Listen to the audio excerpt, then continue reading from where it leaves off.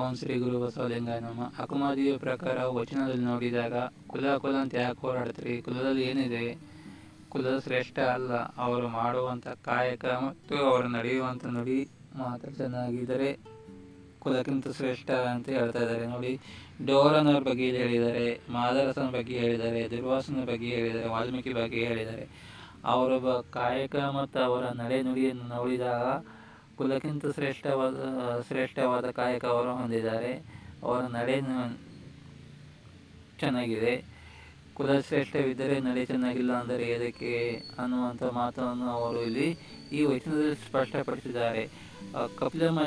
ಚನ್ನಮಲ್ಲಿಕಾರ್ಜುನನ ಹೋಲಿಸಬೇಕಾದರೆ ಕುಲಕ್ಕಿಂತ ಮೇಲೆ ಯಾವುದಪ್ಪ ಅಂತಂದರೆ ನಮ್ಮ ನಡೆ ನುಡಿ ಚೆನ್ನಾಗಿದ್ದಾಗ ಮಾತ್ರ ಕಬ್ಜಸಿದ್ದ ಮಲ್ಲಿಕಾರ್ಜುನ ನಮಗೆ ಒಲಿತಾನೆ ಅನ್ನುವಂಥ ಒಂದು ಮಾತಲ್ಲಿ ಹೇಳಿದ್ದಾರೆ.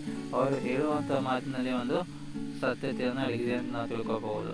ಕುಲದಿಂದ ಏನು ಬರುತ್ತೆ ಹೇಳಿ, ನಡೆ ನುಡಿ ಮಾತ್ರ ಚೆನ್ನಾಗಿದ್ದಾಗ ನಮಗೆ ಒಂದು ಒಳ್ಳೆಯ ಸಂಸ್ಕೃತಿ, ಒಳ್ಳೆಯ ನಡೆ ನುಡಿ, ಸಮಾಜದಲ್ಲಿ ಒಂದು ಗೌರವ ಸಿಗುವಂಥ ಒಂದು ಚಾನ್ಸಸ್ ನಮಗೆ ಇರುತ್ತೆ. ಸೊ ಕುಲವನ್ನು ನಾವು ಬಿಟ್ಟು ಏನು ಮಾಡಬೇಕು ಅಂದರೆ ಮಾನವ ಕುಲ ಒಂದೇ, ಜಾತಿ ಗೀತಿ ಇಲ್ಲೆಲ್ಲ ನಾವು ನೆನೆಸಬಾರದು ಅನ್ನುವಂಥ ಉದ್ದೇಶ ಅಕ್ಕಮಹಾದೇವಿಯದು ಇತ್ತು, ಬಸವಣ್ಣನದು ಇತ್ತು. ಪ್ರತಿಯೊಬ್ಬ ಶರಣದ ಕೂಡ ಇಲ್ಲಿ ಕುಲವನ್ನು ಆರಿಸಬಾರದು. ಕುಲಕ್ಕಿಂತ ಮೇಲು ಯಾವುದಪ್ಪ ಅಂತಂತಂದರೆ ಅವನು ನಡೆಯುವಂಥ ನುಡಿ, ಆಚಾರ ವಿಚಾರ ಇಲ್ಲಿ ಕೌಂಟ್ ಆಗುತ್ತೆ ಅನ್ನುವಂಥ ವಿಚಾರ ನಾವು ಇಲ್ಲಿ ನೋಡಬಹುದು.